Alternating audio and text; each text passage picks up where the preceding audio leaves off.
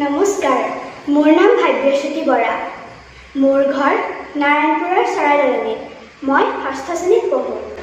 মই আবৃত্তি কৰিবলৈ লোৱা কবিতাৰ শিৰোনাম স্বদেশপ্ৰেম। কবি পদ্মধৰ চলিহা। স্বদেশপ্ৰেম। ধৰেণী জনম কেৱে এই মৰতত, শিলাময় কৰি তাৰ হিয়া।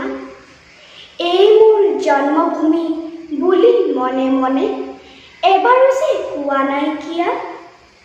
আনৰ দেশৰ পৰা উলটি আহোঁতে ফুৰি চাকি ঘৰ মোৱা হৈ, জনলৈ হিয়াজৰ স্বদেশ প্ৰেমেৰে আছেনে কোনোবা এনে ঐ?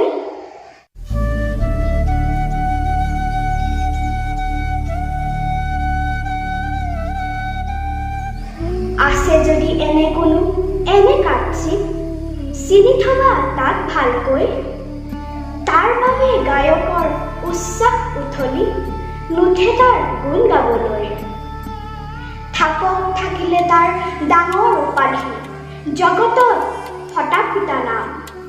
থাকক থাকিলে তাৰ বিভূতি বৈভৱ, বাসনাই ঢুকি পোৱা মান। কিন্তু তেনে স্বাৰ্থপৰ দুৰপকলিয়াই নাপায় খ্যাতি জনমত।